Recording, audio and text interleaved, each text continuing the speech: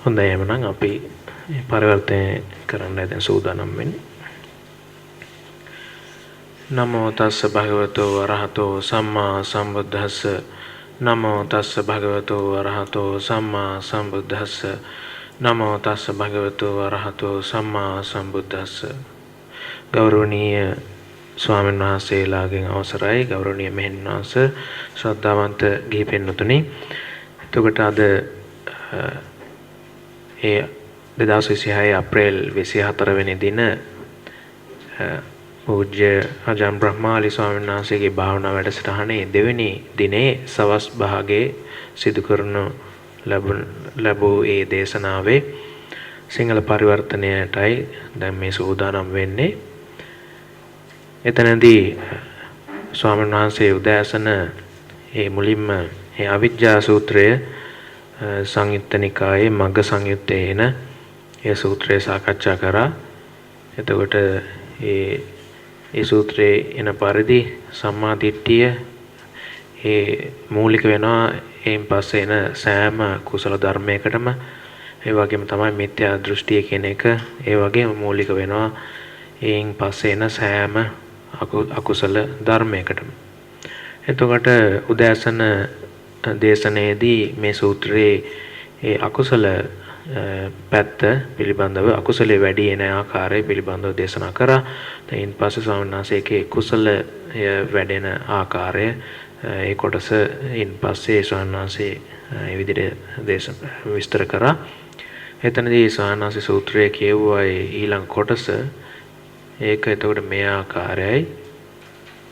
මහණෙනි, හිරියොතප් දෙක සමගම උපදනා විද්‍යාව කුසල් දහම් ඉපදීමට පෙරටු වෙයි. විද්‍යාවෙන් යුතු ඒ පඬිතයා හට සම්‍යක් දෘෂ්ටිය උපදී. සම්‍යක් දෘෂ්ටිය ඇත්තහුට සම්‍යක් සංකල්ප උපදී. සම්මා සංකල්ප ඇතියහුට සම්‍යක් වචන උපදී. සම්‍යක් වචන ඇත්තහුට සම්‍යක් කර්මාන්ත වෙයි.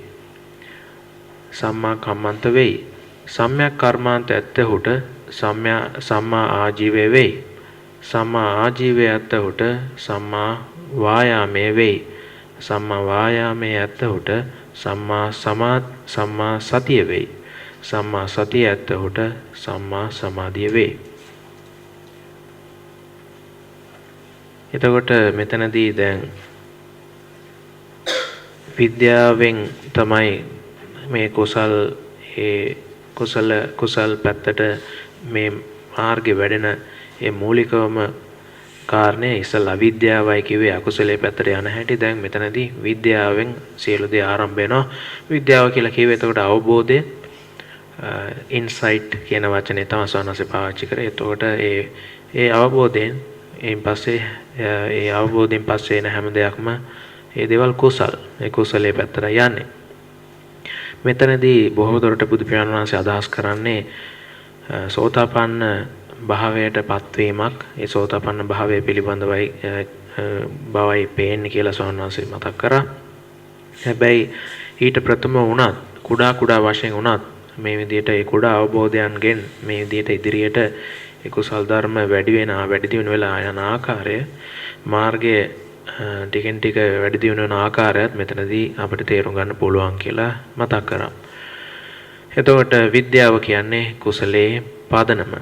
එතකොට යම් කෙනෙක් දැන් මෙතනදී හිරියෝතප්ප කියන කාරණය ඒ සූත්‍රේ එනවා. එතකොට යම් කෙනෙකුට ඒ තමන්ගේ ඒ ක්‍රියාපටිපාටිය පිළිබඳව ලැජ්ජාවක්, ඒ වගේම බයක්, ඒ විදිහට විශේෂයෙන්ම ඒ ලැජ්ජාව කියන එක එනවනම් ඒක හොඳ දෙයක්. ඒක එතනදී ප්‍රඥාව තමන්ට යම් ප්‍රඥාවක් තියෙන බව ඒකෙන් අපිට හිතා ගන්න පුළුවන් කියලා සවන්නස මතක් කරා. මොකද ප්‍රඥාවන්තයට තමයි ඒ පිළිබඳව ඒ ලැජ්ජාව කියන එක ඇති වෙන්නේ. ඒ අවිද්‍යාවෙන් යුතු පුද්ගලයාට ඒ පිළිබඳව ලැජ්ජාවක් ඇති වෙන්නේ නැහැ ඒ පව සම්බන්ධයෙන්. එතකොට ඒ හිරියෝතප්ප කියන එක ප්‍රඥාවේ ලකුණක් කියන එක සානාස දැක්වුවා. ඊට පස්සේ දැන් ඒ හිරි ඒ කියන්නේ ලැජ්ජාව පිළිබඳව හිතපුවාම සමහරවිට අපි ඒකත් දෙආකාරයක් අපිට පේන්න තියෙනවා. සමහරවිට අනිත් අය මේක දැනගෙන කොහොම මේ ගැන හිතයිද කියලා සමහරවිට එහෙම අපි ලැජ්ජාවටපත් වෙනවා. නැත්නම් සමහරවිට තමන්ටම හිතනවා මේක තමන්ට වටින්නේ නැහැ කියලා. ඒක තමන් විතරයි දන්නේ.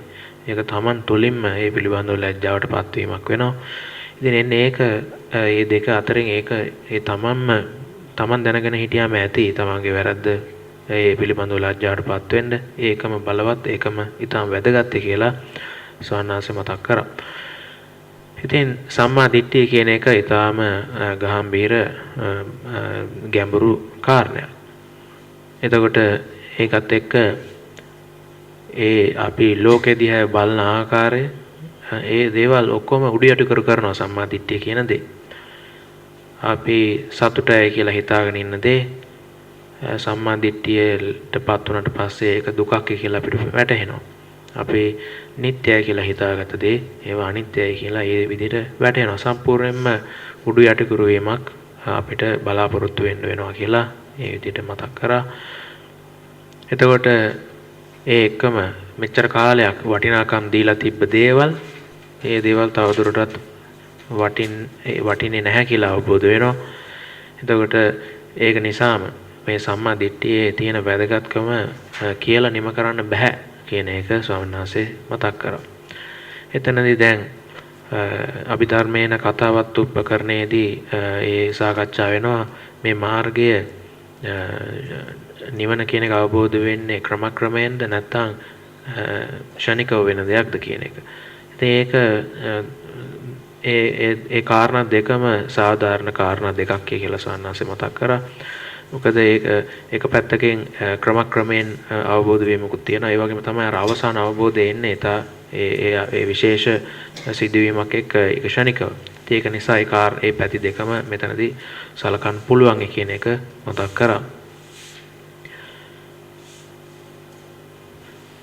දැන් අපි මේ සමාජය දිහා බැලුවාම අපි දිහා බැලුවාම හැම කෙනාටම සතුටෙන් ඉන්න බලාපොරොත්තු වෙන හැම කෙනාම ඒ විදිහට ඒ සතුටෙන් හොඳින් ජීවත් වෙන්න ඒ විදිහට බලාපොරොත්තු වෙනවා. ඒ සම්බන්ධයෙන් වැඩ කටයුතු කරනවා. හැබැයි රහතන් වහන්සේලාගේ අවබෝධය හැටියට ඇත්තටම මේ පිරිස වැඩ කරන්නේ සතුටටයි මේ වැඩ කරන්න කියලා හිතාගත්තට අවසානයේදී තමන්ගේ දුකටමයි මේ වැඩ කටයුතු කරගන්නේ කියලා රහතන් වහන්සේගේ දෘෂ්ටිය හැටියට උන්වහන්සේගේ අවබෝධය හැටියට එන්නේ ඒකයි ඇත්තටම එතන තියෙන වෙනස. සම්මා දිට්ඨියේ ලැබුණාම ඒ සියලු දේ උඩියට කුරු බවට පත් වෙනවා. ලෝකයා සතුටුයි කියලා හිතාගෙන කරන දේ ඇත්තට මේක දුකක් රහතන් වහන්සේට කියලා ඒ විදිහට සාන්නාසේ කාරණේ මතක් කරා. එතකොට සම්මා දිට්ඨිය මේ ඒ නිවැරදි ඒ දෘෂ්ටිය කියන දේ ඒක ධර්මයට විතරක්ම අදාළ දෙයක් නෙමෙයි. සමහරවිට ඊට වඩා ඒ ජීවිතේ තියෙන අනෙකුත් කටයුතු වලදී පවා සමහරවිට ඒ ක්ෂේත්‍රයන්ගේ ප්‍රවීණත්වයට පත් වෙන්නත් ඒ ක්ෂේත්‍රයන්ට සාපේක්ෂව යම්කිසි නිවැරදි දෘෂ්ටීන් තමන්ට තිබිය යුතුයි. එතකොට යම්කිසි කෙනෙක් ක්‍රීඩාවක් ඒ විදිහට ප්‍රගුණ කරනවා නම් ඒ ක්‍රීඩාවේ ඒ ප්‍රවීණත්වයට පත් වෙන්න අවශ්‍ය ඒ යම් ඒ කාරණා ඒ දැක්මවල තියෙනවා නම් ඒ දේවල් ඒ කෙනා ඉස්සල්ලා ඒ පිළිබඳ අවබෝධයකින් යුතුව වැඩ කටයුතු කරන්න ඕන. යම්කිසි කෙනෙක් කොටස් වෙළඳ පොළ වගේ ඔය මුදල් ඒ උපයන ආකාර දේවල් කරන්න කැමති වෙනවා නම් එයා ඒ සම්බන්ධයෙන් ඒ මූලධර්ම පිළිබඳ අවබෝධයක් තියෙන්න ඕන. කොච්චරද කියනවා නම් කඩේකට ගිහිල්ලා පාන් රාත්තලක් ගන්න යනවා නම් ඒ දැනගෙන ඉන්න ඕනේ කඩේ කොහෙද තියෙන්නේ කියන එක. නැත්තම් අතරමං වෙනවා නැත්තම් අන්තිමට පාන් නැති වෙන්න පාන් ගන්න බැරි වෙනවා. ඉතින් ඒ වගේ කුඩා කාරණයකට පවා අපිට යම් අදහසක් යම් දැක්මක් තියෙන්න ඕනේ. මොකක්ද මම මේ කරන්නේ? මොකකටද මේ දේ කරන්නේ කියන කාරණේ. ඉතින් ඒ හැම දෙයක්ම මේක නිසා ඒ දෘෂ්ටිය මත යහපත් දෘෂ්ටිය මත රඳා පවතිනවා.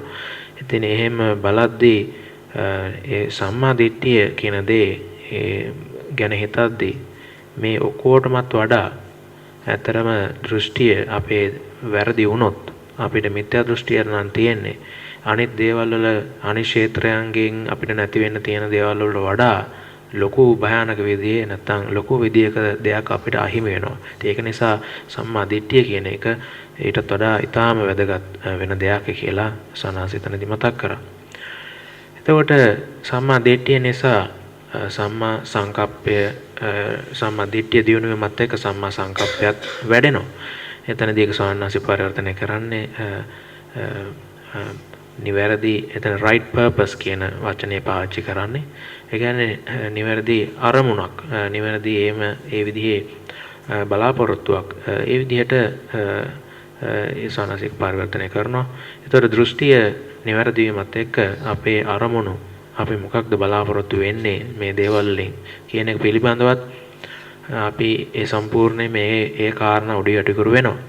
දැන් සම්මා සංකප්ප කියන එක නිර්වචනය වෙන්නේ නෙක්ඛම්ම සංකප්ප, අව්‍යාපාද සංකප්ප, අවිහිංසා සංකප්ප කියලා. එතකොට නෙක්ඛම්ම සංකප්ප කියලා කියන්නේ අත්හැරීම. ඒ විදිහට ඒ අත්හැරීමේ දෙසට ගමන් කිරීම, දේවල් වලට යන්න හරනවා කියන දේ. තණ්හාව දුරු කිරීම කියන දේ. එතකොට අව්‍යාපාද සංකප්පය කියලා කියන්නේ මෛත්‍රිය වඩනවා කියන දේ. ඊළඟට අවිහිංසා සංකප්පය කියලා කියන්නේ කරුණාව කියන දේ වඩනවා කියන දේ. එතනදී ඒ කාරණා තවදුරටත් සන්නාසේ ටිකක් විස්තර කරා. එතනදී දැන් නෙක්ඛම්මය කියන දේ ඒ විදිහට ඒ කාමය ඒ දේවල් අත්හැරලා ඒ දේවල් අත්හැරීම. ඒ කියන්නේ ලෞකික ඒ තියෙන ඒ කාම ඒ විදිහේ සුඛය ඒ දේවල් අත්හැරලා අත්හැරීම තමයි එතන නෙක්ඛම්ම සංකප්ප කියලා දක්වන්නේ. එතකොට ඒ කාමය තමයි අපිව සංසාරේ අපිව බැඳ තබා ගන්න. දැන් තණ්හාව ගැන කිව්වහම බුදු පියාණන් වහන්සේ දක්වනවා කාම තණ්හා, භව තණ්හා, විභව තණ්හා කියලා. ආශ්‍රව ගැන කතා කරත් කාම ආශ්‍රව, භව ආශ්‍රව කියලා විදිහට කතා කරනවා. සමහරවිට ඕඝ පිළිබඳව කතා කරද්දිත් ඒ කාම ඊළඟ භව ආදී දේවල් ඒ විදිහට නැවතත් මේ විවිධ ආකාරයෙන් මේ කතා කරන්නා වූ මේ මාතෘකා යටතේ මේ කාමයේ කියන දේ මේ විදිහට පංචේන්ද්‍රයන්ගෙන් ඒ තියෙන ඒ විඳින දේවල් වලට තියෙන ඇලීම සම්බන්ධයෙන් තියෙන කාරණේ නැවත නැවතත් මතුවෙනවා කියලා සවනස මතක් කරා. එතකොට භව කාමාශ්‍රව ඒ විදිහයි කාමයේ කියන කාරණේ ඊළඟ භව තණ්හාව කියන දේ එතනදී අර ඒ තමන් පිළිබඳ මමත්වය නැත්තම් මාන්නය කියන දේ තමයි එතනදී හංගවන්නේ කියන එක. ඒ කියන්නේ sense of self කියන එක සවනසේ එතනදී පාවිච්චි කරා ඒ පදය. එතකොට ඒ කාම තණ්හා භව තණ්හාව සම්බන්ධයෙන් කියද්දී මේ විදිහට ඒක මේ මමත්වය සම්බන්ධ කරලා තේරුම් ගන්න ඕනේ කියන එක මතක් කරා. එතකොට එතනදී ඊළඟට අව්‍යාපාද සංකප්පය සම්බන්ධයෙන් සාන්නාසේ කාරණා මතු කරා. මෛත්‍රිය කියන දේ තමයි අව්‍යාපාදය කියන්නේ. මෙත්තා කියන පදයට සම්බන්ධතාවයක් තියෙනවා මිත්ත කියන පදේ. මිත්ත කියන පදයෙන් යම් ඒ සම්බන්ධතාවයක් එනවා. ඒ කියන්නේ ඒ තියෙන ඒ මිත්‍රශීලී භාවය එතන හඟවනවා මෛත්‍රිය කියන දේ. එතකොට යම් කෙනෙක් මෛත්‍රිය වඩනවා කියලා කියන්නේ ඒ කෙනාට සම්මා දිට්ඨිය තියෙනවා. එතකොට යම් කෙනෙක්ට මෛත්‍රිය වඩන්න අපහසු නම් ඒ කෙනාට මෛත්‍රිය නැත්නම් ඒකේ තේරුම එතන දෘෂ්ටියේ අඩුපාඩුකමක් එතන තියෙනවා කියන දේ. සම්මා දිට්ඨිය අඩුවක් එතන තියෙනවා කියන එක සවනසේ පෙන්වලා දුන්නා. එතකොට සීල සත්‍ය නිදුක් වේවා කියලා ඒ විදිහට හොදු ඒක නිකන් Tamanට කියවා ගැනීමෙන් පමණක් මේ කාර්යය සම්පූර්ණ වෙන්නේ නැහැ. අපිට ඒ මෛත්‍රිය සම්බන්ධයෙන් ඒ සම්මා දිට්ඨිය පසුබිමේ තබාගෙන අපිට තියෙන්න ඕනේ යම් ඒ සැබෑ මිත්‍රශීලී ඒ විදිහේ මෛත්‍රී හැඟීමක්. ඒක වඩවා ගන්න අපි උත්සාහවන්ත වෙන්න ඕනේ. ඊළඟට කරුණාව සම්බන්ධිනුත් ඒ වගේම සම්මා දිට්ඨිය තියෙන්න ඕනේ සැබෑ කරුණාව මතුවෙන්න කියලා ඒ විදිහට සවනාසේ ඒ කාරණා විස්තර කරා. එතකොට සම්මා දිට්ඨිය ගැන කතා කරද්දී එතනදී විශේෂයෙන් එන කාරණයක් තමයි මේ කාමයන් පිළිබඳව ඒ කාමයෝ අත්හැරලා දානවා මේ දේවල් නෙක්ඛම්මය කරනවා කියන කාරණේ ඒක ඊටම වැදගත් කාරණයක් සම්මා දිට්ඨිය ගැන කතා කරද්දී. එතකොට පංච නීවරණ යන අතරින් කාමච්ඡන්දය ඊටම වැදගත් නීවරණයක්.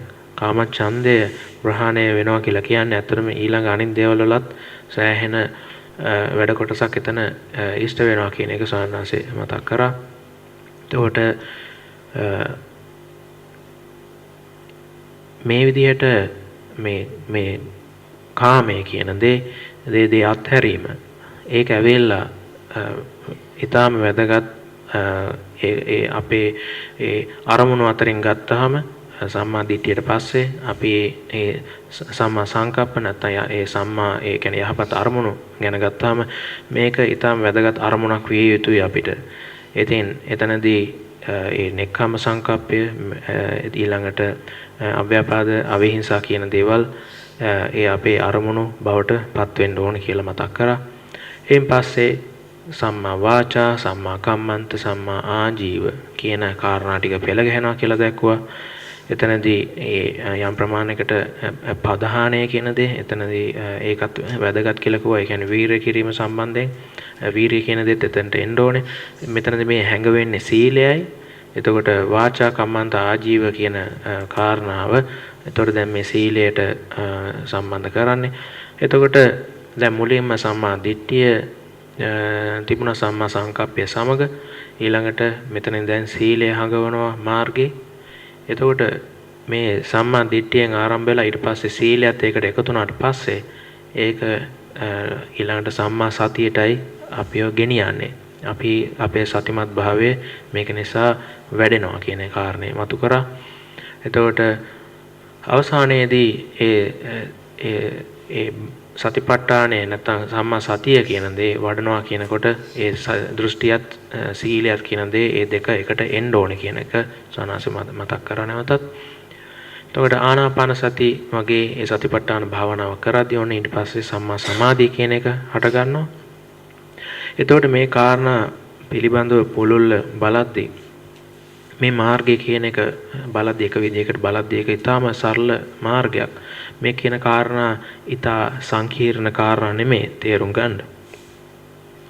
දැන් සම්මා දිට්ඨියෙන් පටන් අරගෙන එයින් පස්සේ හිත පිරිසුදු කිරීමක් මෙතනදී පෙන්වන්නේ. සම්මා දිට්ඨිය ඒ කියන්නේ දෘෂ්ටිය ඍජු කරගත්තට පස්සේ ඊළඟට අරමුණු ආදී දේවල් ඍජු වෙලා එයින් පස්සේ ඒ සීලය කියන එක වැඩිලා එයින් පස්සේ දැන් මේ භාවනාවයි ඊළඟට වැඩෙන්නේ. ඊළඟට මේ වැඩෙන්නේ සමාධිය කියන දේ. එතකොට සම්මා දිට්ඨියෙන් පටන් අරගෙන සිත පිරිසුදු වෙලා අවසානයේ සමාධියකින් අවසන් වීමක් තමයි මෙතනදී දක්වන්නේ.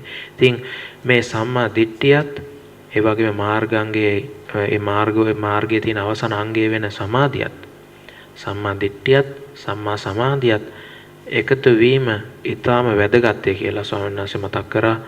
අවසානයේදී මේ අවබෝධය කියන එක ඇති වෙන්න. ඒතර සම්මා දිට්ඨියෙන් පටන් අරගෙන ඒ සිදුවෙන පිරිසුදු වීම නිසා තමයි සමාධිය ලැබෙන්නේ.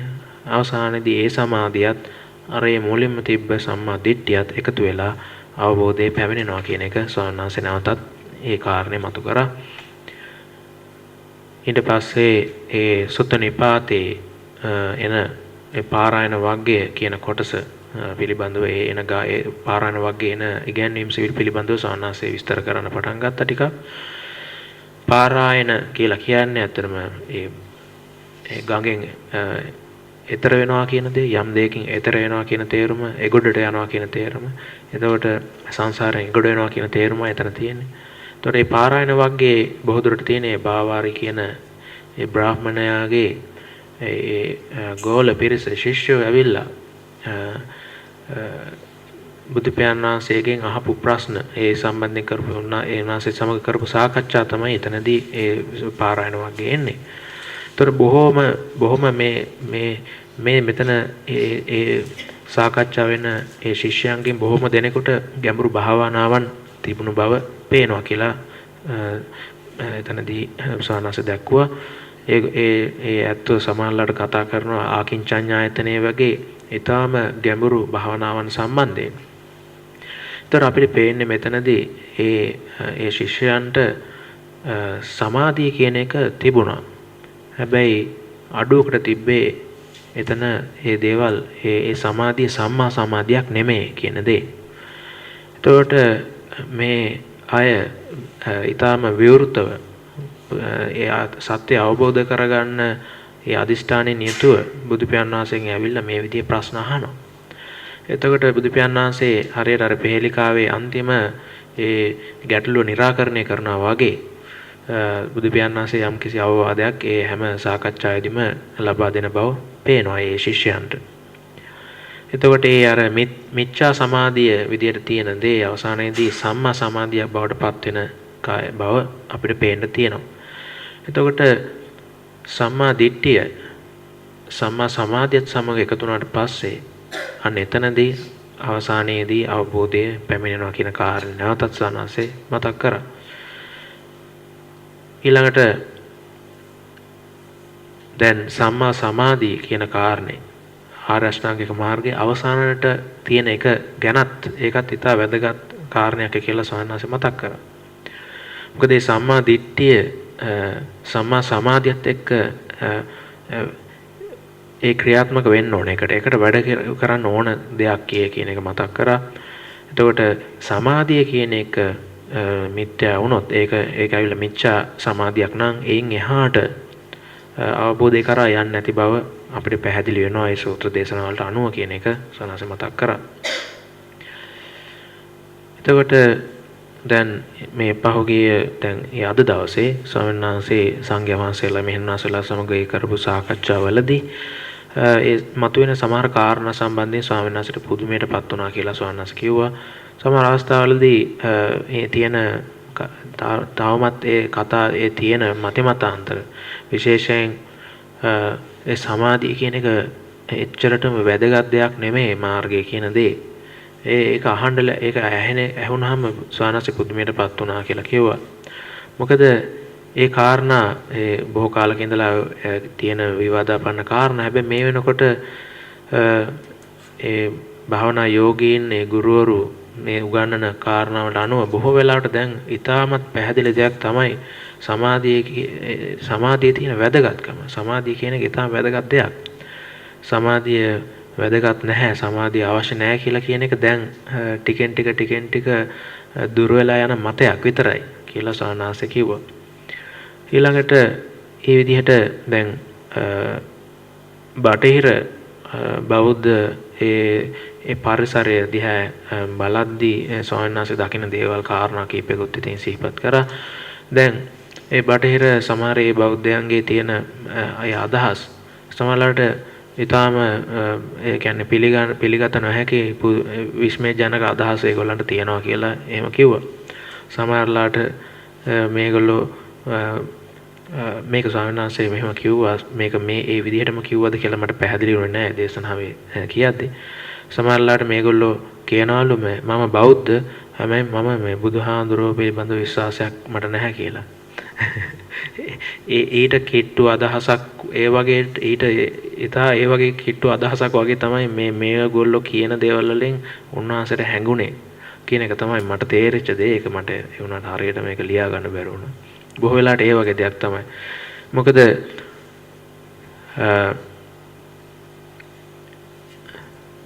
දැන් එතනදී ඒ මෑතකදී සාන්නාසගෙන් අහපු ප්‍රශ්නයක් සාන්නාසෙ සිහිපත් කරා. දැන් කොහොමද සාන්නාසගෙන් අහපු ප්‍රශ්නේ තමයි කොහොමද අපි කෙනෙකුට පුනර්භවය සම්බන්ධයෙන් අපි මේක ඇත්තටම තියනවා කියන එක වටහලා දෙන්නේ කොහොමද කෙනෙකුට කියලා අහුවාම තර සාන්නාස අහුවලු එතකොට මේ වටහලා දෙන කෙනා ඇත්තටම බෞද්ධ කෙනෙක්ද අබෞද්ධ කෙනෙක්ද කියලා. එතකොට ඉස්සල්ලාම අහුවල එහෙනම් බෞද්ධ කෙනෙකුට කියන්න ඕන විදිය කියන්නකෝ කියලා. එතකොට සාන්නාස කිව්වලු ඉතින් ඒක නා බෞද්ධ නම් ඉතින් බුදුහාමුදුරුවෝ ඒක දැන් කියලා තියෙනවනේ. ඉතින් එච්චරයි. ඉතින් තව මොකද්ද ඒ ගැන තියෙන සැකේ?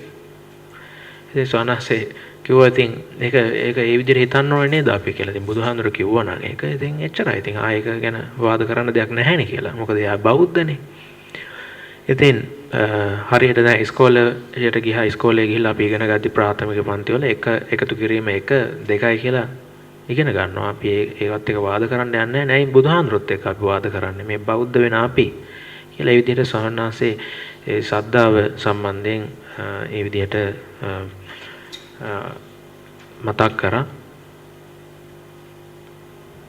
ඉතින් සවන්නාසේ හිතන විදිහට සවන්නාසේ කිව්වේ මේක බොහෝ වෙලාවට බුදු පියාණන් වහන්සේ ඉතින් අවුරුදු දැන් ඒ විදිහට සතවර්ෂ මේ විදිහේ මේ සහස්ත්‍ර දෙකකට ඉස්සෙල්ලා අවුරුදු 2000කට ඉස්සෙල්ලා හිටපු කෙනෙක්. ඉතින් ඒක නිසා ඒක ඉතින් විශේෂ ඉතින් අර ගොඩාක් අර 이르දී එහෙම පාපු අපේ ඒ අර බොහොම අර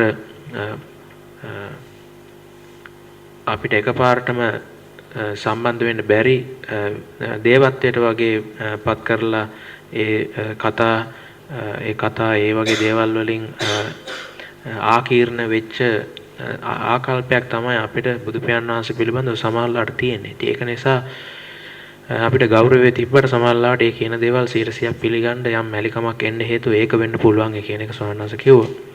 ඒ වෙනුවට අපි හිතන්න ඕනේ බුදු පියාණන් වහන්සේ මනුෂ්‍ය රත්නයක් දෙවියෙක් නෙමෙයි මනුෂ්‍ය අතර අග්‍රස්තම කෙනෙක්. එතකොට උන්වහන්සේට තිබ්බ අවබෝධය, උන්වහන්සේගේ තිබ්බ සීලය, උන්වහන්සේගේ තිබ්බ ගුණයන් ගැන බලද්දී ඒ විදිහට අපි ඒ ගැන මෙනෙහි කරලා අපිට ඒ ශ්‍රද්ධාව කියන එක අපි ජනනය කරගන්න ඕනේ කියන කාරණේ ඒ විදිහට සානස් මතු කරා. එයිමයි ස්වාමීන් වහන්සේ ඒ ස්වාමීන් වහන්සේගේ ශ්‍රද්ධාව ඇති කරගන්නේ කියලා ස්වාමීන් වහන්සේ විදිහට මතක් කරා. ඉතින් සම්මා දිට්ඨිය කියන එක ඊටාම මූලික දෙයක්. ඒක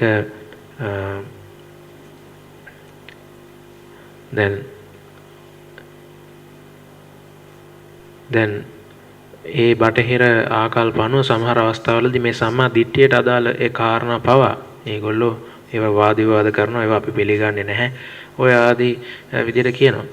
එතකොට දැන් අර විදිහට ඒවා වැදගත් නැහැ කියලා එයාලා කිව්වට හදිසියෙ වැදගත් වුණොත් මොකද කරන්නේ කියලා ඒ අහන අයට උත්තර දෙන විදිහට සානාසේ විදිහට මතක් කරා.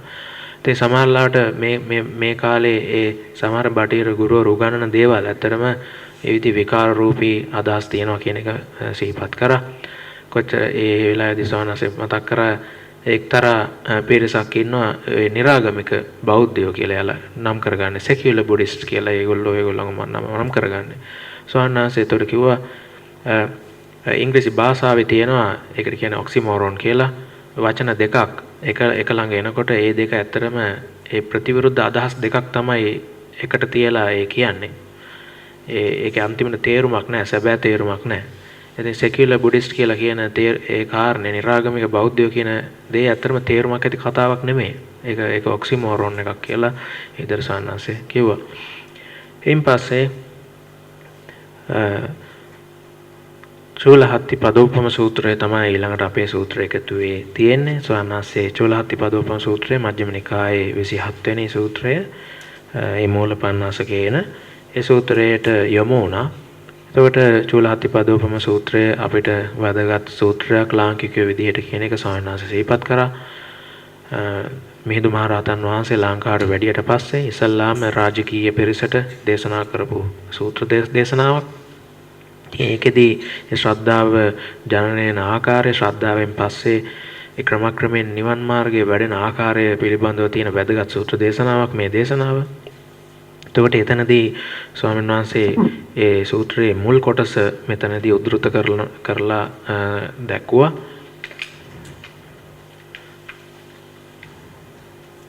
බ්‍රාහ්මණය එසේම මේ ලෝකයේහි අරහත් වූ සම්්‍යක් සම්බුද්ධ වූ විද්‍යාචරණ සම්පන්න වූ යහපත් ගති ඇත්තා වූ සියලු ලෝකයන් දන්නා වූ ශ්‍රේෂ්ඨ වූ හික්මවිය යුතු පුරුෂයන් දමනය කිරීමෙහි රියදුරකු වැනි වූ දෙවි මිනිසුන්ට ගුරුවරයෙකු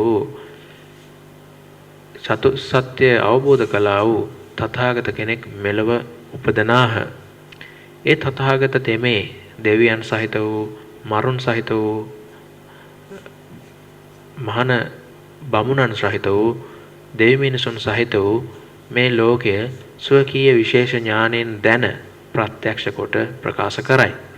ඒ තථාගතයන් වහන්සේ මුල යහපත් වූ, මැද යහපත් වූ, අවසානයේ යහපත් වූ, අර්ථ සහිත වූ, අක්ෂර සම්පත්තියෙන් යුක්ත වූ, සියලු ආකාරයෙන් සම්පූර්ණ වූ, පිරිසුදු වූ ශාසන බ්‍රහ්මචර්යාව ප්‍රකාශ කරති. ඒ ධර්මය ගෘහපතියෙක් හෝ ගෘහපති පුත්‍රයෙක් හෝ අන් කුල අතුරින් එක් කුලයක උපන්නෙක් හෝ අසයිද ඔහු ඒ ධර්මය අසා තථාගතයන් වහන්සේ කෙරෙහි ශ්‍රද්ධාව ඇති කරයි. තොරේ කොටස ස්වාමීන් වහන්සේ විදිහට කියුවා. ඉන් පස්සේ පිළිබඳ විස්තර කතනයක් සිදු කරා. මේන් පස්සේ ඒ කියවුණු ඒ කොටසෙන් පස්සේ අපිට තියෙන්නේ අනුපුබ්බී ප්‍රතිපදාව කියන දේ ග්‍රැජුවල් ට්‍රේනින් කියලා සාමාන්‍යයෙන් ස්වාමීන් වහන්සේ බොහෝ වෙලාවට ඒ පාවිච්චි කරන පදයක්. කියන්නේ අනුපුබ්බී ප්‍රතිපදාව. ඒ කියන්නේ ශ්‍රද්ධාව ඉස්ලාම් බුදු පියාණන් වහන්සේ පහළ වෙලා ධර්මයේ දේශනා කරලා ඒ ධර්මයේ ශ්‍රවණය කිරීමෙන් පසුව ඒ පුහුණුව ආරම්භ කරනවා නිවන දක්වාම ඒ යන ගමන පිළිබඳව ඒ අනුපූර්ව ප්‍රතිපදාව හැඟ වෙනවා. ඒ පස්සේ එතකොට මෙතනදී දැන් ඒ අනුපූර්ව ප්‍රතිපදාව ගැන හිතද්දී අපිට හිතන්න පුළුවන් දැන් මෙතන තියෙන්නේ මේ දැන් මම මගේ පුහුණුව ආරම්භ කරනවා මෙතනදී. නැත්නම් අපි දැන් මෙතන සිට තමයි පුහුණුව ආරම්භ වෙන්නේ අපේ. ධර්මය ඇහුවා. ඊට පස්සේ දැන් අපි නැත්නම් මම ඔන්න දැන් පුහුණුව ආරම්භ කරනවා. ඒ විදිහේ අදහසක් අපිට තියෙනවා සාමාන්‍යයෙන්. හැබැයි මෙතනදී අපේ අවධානය දක්වන්න ඕන කාරණයක් විශේෂ කාරණයක් තියෙනවා. මේ අනුපූර්ව ප්‍රතිපදාව පටන් ගන්නේ ඒකටත් එක හේතුවක් තියෙනවා ඊට ඉස්සෙල්ලා. ඒක තමයි බුදු පියාණන් වහන්සේ ලෝකෙට පහළ වීම කියන දේ. එතකොට ඒ බුදු කෙනෙක් ලෝකෙට පහළ වීම තමයි අනුපූර්ව ප්‍රතිපදාවේ මුල්ම කාරණේ. ඒ පහළ වෙලා ඒ ධර්මයේ දේශනා කරද්දී අපිට අවස්ථාව ලැබුණොත් ඒ දේ අහන්න, එයින් පස්සේ කැමති වුණත් නැතත් ඒකට විවෘතව ඉන්න කෙනාට ඒ පුහුණුව ආරම්භ වෙන්න පටන් ගන්නවා. එතකොට ධර්මය අහලා මම පුහුණුව පටන් ගන්නවා කියන අදහසට වඩා නිවැරදි වෙන්නේ ධර්මය ඇසීම තුළින් ඉබේම ඒ ඊළඟ හේතුව සකස් වුණාම ඊළඟ ඒ ප්‍රතිඵලයේ ඒ විදිහට ඒ එකින් එකට යන්න පටන් ගන්නවා ඉදිරියට කියලා ඒ විදිහට සානස මතක් කරා.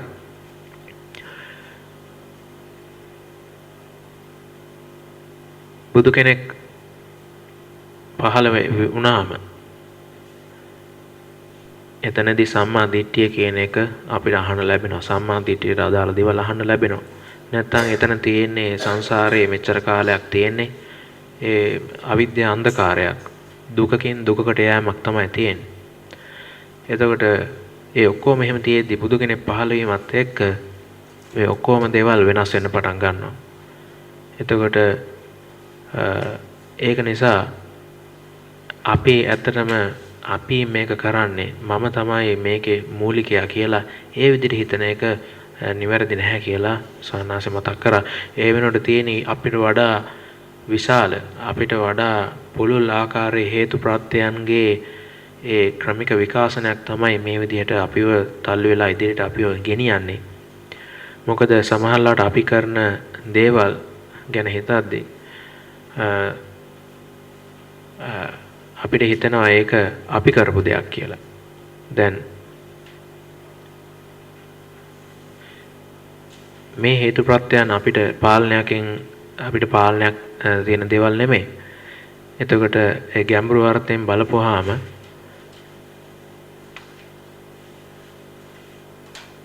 අපි පුහුණු වෙනවා කියලා කිව්වට අපි තමයි මේ මාර්ගයේ යන්නේ කියලා කිව්වට ඒක ඇත්තටම එක ආකාරයක ඒක අපිට ඇත්තටම අපේ නිවැරදි දැක්මක් නෙමෙයි. ඒක අපිට හරියටම පේන්නේ නැහැ මේ කාරණේ. ඒක එක විදිහකට මුලාවක් කියලා සානාස කිව්වා. අපි මොන හරි දෙයක් කරපුවාම ඒක කරේ මමය කියලා පසුව ඇවිල්ලා ඒකට ලකුණු දාගන්න ස්වභාවය ඒක කරන්නේ මමත්වයේ තුලින්. ඇත්තටම අපි යම් දෙයක් කරනවා නම් අපි යම් කුසලයක් ඒ විදිහට යෙදෙනවා නම් ඒක හේතුව අර ඊට පෙර තිබ්බ ඒ හේතු ප්‍රත්‍යයන් නිසා තමයි අපි ඒ දේවල් වලට තල්ලු වෙලා ඉදිරියට යන්නේ. ඒක කරාට පස්සේ මම තමයි මේක කරේ කියලා ඒක කරාට පස්සේ ඒ මමත්වයේ කියන එක මැදට ඇවිල්ලා ඒකට අයිතිකාරත්වයක් දක්වන එක ඇවිල්ලා ඒක එක විදිහක මුලාවක් කියලා සවන්නාසේ මතක් කරා.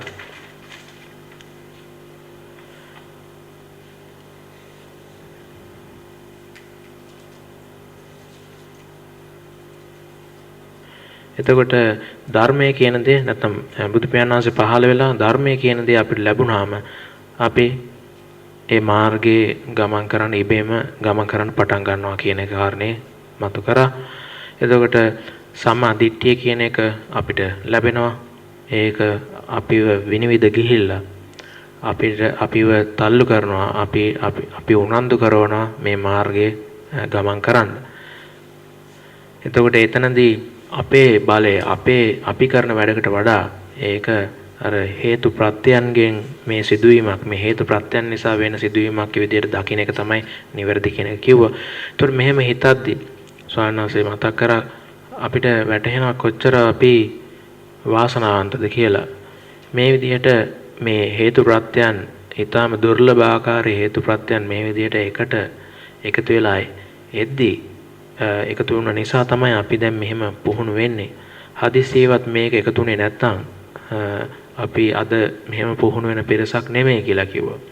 එතකොට හරි තැන හරි වෙලාවේ හිටපු නිසා මේ ඔක්කොම දේවල් එකට ආවා. මේ හේතු ප්‍රත්‍යයන් එකට නැగిලා ආවා. එතකොට ඒක නිසාම අපිට සංවේග කරන්න ඕනේ අපි මේ පිළිබඳව අප්‍රමාදී වෙන්න. අපිට දැන් අවස්ථාව ලැබිලා තියෙනවා.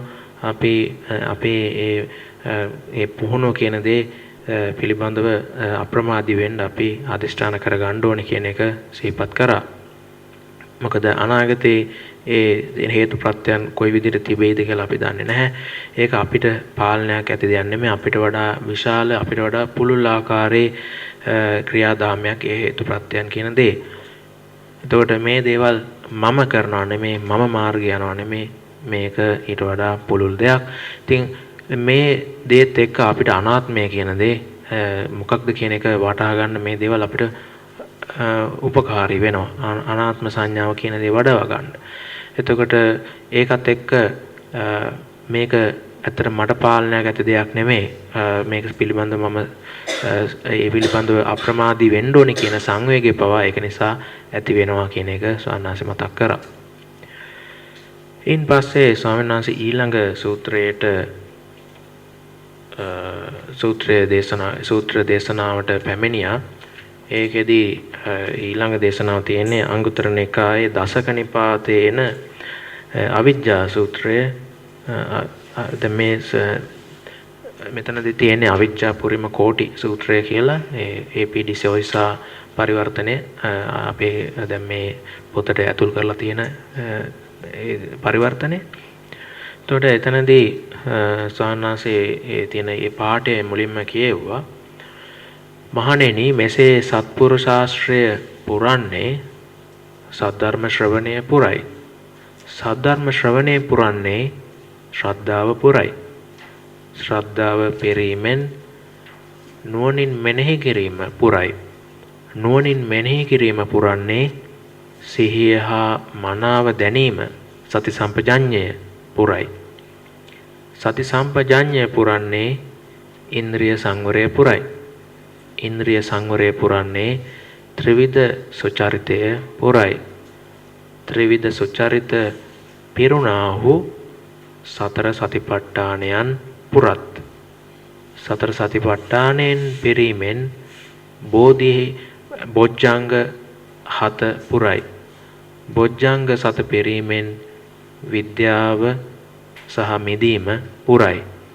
මෙසේ මේ විද්‍යාවන් කරනකොට මේ විද්‍යාව හේතු කරගෙන මිදීමට ආහාරය වේ. මෙසේද සම්පූර්ණ වේ.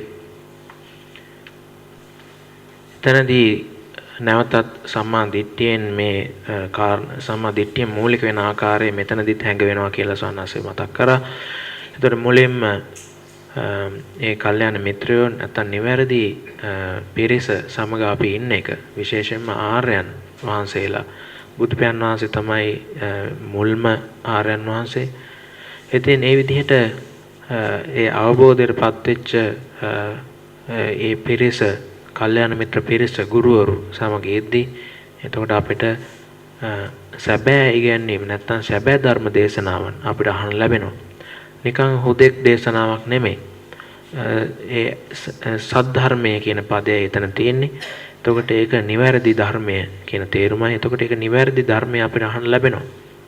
නිවැරදි ධර්මය අපිට ඇහෙද්දී ඒකේ තියෙන ගුණය තමයි අපිට ශ්‍රද්ධාව කියන එක ඇති වෙනවා. අපිට සංවේගීය ශ්‍රද්ධාව ඒ විදිහට ඇති වෙනවා. මේ දේ පිළිපදින්න ඕනේ කියලා යම්කිසි ගෞරව ඒ විදිහේ සිතවිලි ඒ විදිහට තල්ලු වීමක් අපිට ලැබෙනවා මේ ධර්ම දේශනාව සැබෑ සද්ධර්මයේ ඇහෙද්දී. ඒක තමයි ධර්මයේ තියෙන බලය කියලා සවනාස කිව්වා. එතකොට එයින් පස්සේ ඒ සද්ධාව ආපුවාම මේ විදිහේ මේ ගාමක බලයක් ආපුවාම ඔන්න ඊළඟට ඒකත් එක්ක යෝනිසෝ මනසිකාරය කරන්න පටන් ගන්නවා. ඒ කියන්නේ ධර්මයේ ප්‍රගුණ කරනවා කියන දේ. ඒතර යෝනිසෝ මනසිකාරය කරද්දීන් පස්සේ ඒක සති සම්පජඤ්ඤයට ඒක උපකාරී වෙනවා. සති සම්පජඤ්ඤය වැඩි දියුණු වෙන්න. එතකොට මේ ඇවිල්ලා දැන් මේ භාවනාවට ඒ මූලික මේ පදනම මේ සකස් වෙන්නේ මේ කියලා බුදු ඒ සානසිතික් මතක් කරා. එතකොට අපි දේවල් සතියෙන් සහ සම්පජාඤ්ඤයෙන් එතකොට සානසිතන පද දෙකක් පාවිච්චි කරා purposeful and suitable කියන දේ. අපි ඒක වැඩක් කරද්දී ඒ කරන්නේ මොකකටද කියලා අපි ඒක කරන දේ පිළිබඳව අවධානයෙන් අපි කරන්නේ. ඒ වගේම අපි මේක නිවැරදිද නැද්ද කියන දේ අවබෝධයෙන් තමයි අපි මේ දේ කරන්නේ. ඒතර ඒ කරන දේ පිළිබඳව ඒ තියෙන අවධානය සහ ඒකේ වැරදි භාවය පිළිබඳව අවබෝධයෙන් සතිය සහ සම්පජාඤ්ඤයෙන් තමයි අපි මේ මාර්ගය වඩන්නේ කියන එක එතනදී මතක් කරා. සති සම්පජාඤ්ඤය විදිහට වඩද්දී ඊළඟට ඉන්ද්‍රිය සංවරය කියන එක ඇති වෙනවා කියලා දේශනාවේ දැක්වෙනවා. ඒතර ඉන්ද්‍රිය සංවරය තවදුරටත් ඒ සිත කය වචනය පිරිසුදු වීම තීනි සුචරිතානි කියන දේ ඒ දියුණුවටපත් වෙන්න උපකාරී වෙනවා. එයින් පස්සේ ඊළඟට සතර සතිපට්ඨානය වඩන්න ඒක උපකාරී වෙනවා කියලා සූත්‍රයේ දැක්වෙනවා. ඒතර මෙතනදී සාන්නාස මත කරා මෙතනදිත් අපිට හිතා ගන්න පුළුවන් සීලය කියන එක කොච්චර වැදගත්ද සතර සතිපට්ඨානයට ඉස්සෙල්ලා කියලා. සතර සතිපට්ඨානය සීලයක පිහිටලයි කරන්න ඕනේ කියන දේත් ඉතා වැදගත් කියලා මතක් කරා. එතකොට සම්මා දිට්ඨියෙන් ආරම්භ වෙලා සීලයෙන් යුතුව ඊට පස්සේ සතිපට්ඨානය වඩලා ඒක නිසා සතිපට්ඨානය තවදුරටත් වැඩිලා බොජ්ජංග සත්බොජ්ජංග වැඩි දියුණුවටපත් වෙනවා කියලා කිව්වා. එතකොට මේ පීති විරිය ධම්ම